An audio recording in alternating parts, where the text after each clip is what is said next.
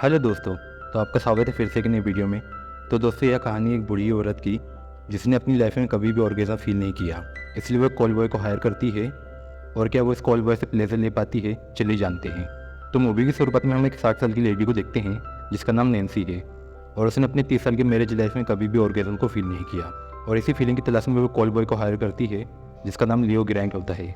और नैन्सी उसे एक होटल के कमरे में आने के लिए कहती है, लेकिन उसके आने पे वो थोड़ी नर्वस हो जाती है क्योंकि उसने आज से पहले किसी भी कॉल बॉय के साथ ये सब नहीं किया था। लेकिन वो साथ ही थोड़ी एक्साइटेड भी होती है, इसलिए वो लियो से कहती है कि वो जल्दी से वो सब करे जिसके लिए उसने यहाँ उसे बुलाया है।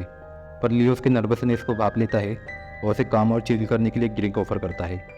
बातों के दौरान नैन्सी उसे बताती है कि उसने आज तक ऑर्गेज़म को फील नहीं किया और उसके हस्बैंड की कुछ साल पहले मौत हो गई है, जहाँ वो पहले उसके साथ इंटीमेट होती थी, लेकिन कभी भी उसे वो फीलिंग नहीं आई। और आज वो उसी फीलिंग की तलाश में यहाँ आई है। लेकिन जब लियो से इंटीमेट होने के लिए अप्रोच करता है, तब नैन्सी अपने एज को लेकर काफ़ी ज़्यादा नर्वस हो जाती है।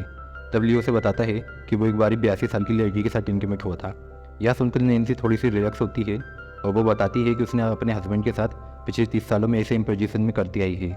यहाँ तक कि वो खुद से ओरल करना चाहती थी, पर उसके हस्बैंड को ऐसा पसंद नहीं था, जिसके कारण उसकी ख्वाहिश अधूरी रह गई। उसके बाद नैन्सी अपने साथ हुए एक इंसिडेंट के बारे में बताती है कि जब वह 20 साल की थी, तब वह अपने पेरेंट्स के साथ कहीं गई हुई थी जहाँ उसे एक लड़का पसंद आया था। और एक दिन जब वह रात में घर से बाहर खेलती है, तब वह लड़का उसे किस करते हुए उसके प्राइवेट पार्ट को टच करने लगता है, जिससे उसे काफ़ी अच्छा फील हो रहा था। लेकिन इससे पहले वो कुछ कर पाता, किसी ने कार का हॉर्न बजाना शुरू कर दिया, जिसकी आवाज़ सुन के वो लड़का वहाँ से भाग गया। और फिर वो लड़का नैन्सी को कभी नहीं दिखाई दिया। अभी यह स्टोरी सुनाते वक्त नैन्सी इंटीमेट होने के लिए तैयार हो जाती है, जिस पर लियो टाइम वेस्ट न करते हुए उसे किस करना शुरू कर देता है।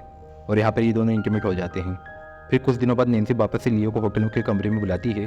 और क्योंकि नैन्सी एक टीचर भी थी, इसलिए इस बार वो एक लिस्ट बनाकर आई थी कि उसे इस बार क्या क्या चीज़ें किराए करनी है। नैन्सी लियो से कहती है कि उसे लास्ट टाइम और कैसा फील नहीं हुआ था, इसलिए वो इस बार ओरल की ट्राई करना चाहती है। क्योंकि लियो बहुत ज़्यादा एक्सपेंसिव था, इसे शायद नैन्सी उसे वापस से अफोर्ड ना कर पाए, इसलिए वो ओरल को अपनी लिस्ट में सबसे ऊपर रखती है। लेकिन वो वापस से नर्वस हो जाती है, जिसके बाद लियो उसे कंफर्टेबल करने की कोशिश करता है। इसी दौरान वो नैन्सी को मसाज करने लगता है, जहाँ नैन्सी लियो को अपना शर्ट खोलने के लिए कहती है। लेकिन फिर वह उसका बदन देख के और ज़्यादा नर्वस हो जाती है, क्योंकि उसने आज तक इतने हैंडसम लड़के को इस तरह नहीं देखा था। जिस पे लियो उसे बताता है कि उन्हें अपनी बॉडी को मेंटेन रखना पड़ता है, जैसा क्लाइंट चाहते हैं। इसके बाद जब लियो नैन्सी को इंटीमेट होने के लिए कहता है, तो नैन्सी अपने शरीर को लेकर काफ़ी ज़्यादा अनकंफर्टेबल फील करने लगती है, जिस पे लियो से समझाता है कि उसकी बॉडी बहुत खूबसूरत है। इसके बाद नैन्सी लियो से पूछती है कि तुम्हें बार बार ऑर्डर होने की वजह से कुछ प्रॉब्लम तो नहीं होती, जिस पर लियो कहता है ये उसका काम है और वह कोई इलीगल काम नहीं कर रहा है, और वह लोगों को प्लेजर फील करवाता है जिसके बदले में उसको पैसे मिलते हैं। साथ ही वो नैन्सी से भी कहता है कि तुम जितनी बार चाहे उतनी बार मुझे बुक कर सकती हो। यह सुनकर नैन्सी थोड़ी सी गुस्सा हो जाती है, क्योंकि उसे लगता है कि लियो से बार बार बुक करने के लिए कह रहा है। जिसके बाद लियो से शांत कराता है और फाइनली नैन्सी लियो को ओरल देने के लिए तैयार होती है।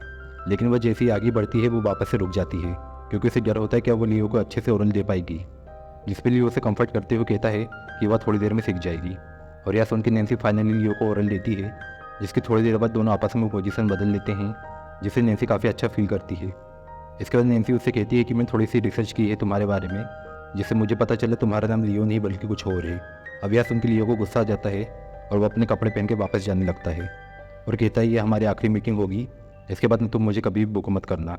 अब हम कुछ दिनों बाद देखते हैं जब नैन्सी लियो को कॉफ़ी के लिए बुक कर देती है, और जहाँ की वेटर उसकी एक स्टूडेंट निकलती है। और जब लियो वहाँ आता है, तब वह अजीब अजीब से बातें करने लगती है, ताकि उसकी स्टूडेंट को कुछ पता न चल सके। इसके बाद लियो उस वेटर से कहता है कि आज हमारी कार को बेचने को लेकर मीटिंग है। और फिर लियो और नैन्सी आपस में बैठकर बातें करने लगते हैं। नैन्सी लियो से कहती है मुझे नहीं लगता था कि तुम वापस आओगे, जिस पर लियो कहता है मुझे भी नहीं लगा था। इसके बाद नैन्सी कहती है कि जब वो लियो के साथ इंटीमेट हुई, तो उसे प्लेजर का असली मतलब समझ में आया। नैन्सी लियो को अपने काम के बारे में बताती है कि वह एक टीचर है और वह हमेशा लड़कियों को छोटे कपड़े पहनने से रोकती थी। लियो नैन्सी को बताता है कि उसने अपने भाई को बता दिया कि वह पैसे कमाने के लिए क्या काम करता है, और इस बात से उसके और उसके भाई के बीच में कुछ बदलाव नहीं हुआ, और उसे इस बात की काफ़ी ज़्यादा खुशी है। आगे लियो बताता है कि जब वह 15 साल का था, तब उसकी मॉम कुछ समय के लिए बाहर गई थी। इसी बीच वो अपने कुछ दोस्तों के साथ घर में पार्टी करने लगा, और जैसे ही लियो की मॉम को इसके बारे में पता चला, उसने लियो को घर से बाहर निकाल दिया। और उसके बाद उसने अपनी मॉम से काफ़ी बार बात करने की कोशिश करी, पर उसकी मॉम उससे कोई रिश्ता नहीं रखना चाहती थी। नैन्सी उस बेटे से कहती है कि मुझे लड़कियों के कपड़े के बारे में गलत नहीं बोलना चाहिए था। साथ ही वो लियो के बारे में बताती है कि ये कोई गाड़ी के कस्टमर नहीं है, बल्कि एक कॉल बॉय है और इनके साथ मैं इंटीमेट हो चुकी हूँ। इसके बाद वो दोनों वापस एक होटल के कमरे में जाते हैं जहाँ नैन्सी अपनी लिस्ट की सारी चीज़ें किराया करती है। यह सब हो जाने के बाद लियो उठकर पानी पीने के लिए चला जाता है और नैन्सी अपनी उंगलियों से अपने शरीर को सहला रही थी, जिसके बाद फाइनली नैन्सी ऑर्गेज़म फील करती है और यह सब देख के लियो भी बहुत खुश होता है। उसके बाद वो लियो को गुड बाय कहती है और कहती है ये हमारी आखिरी मीटिंग थी। और लियो के जाने के बाद नैन्सी अपने शरीर को आईने में देखने लगती है और इसी के साथ ये मूवी एंड हो जाती है।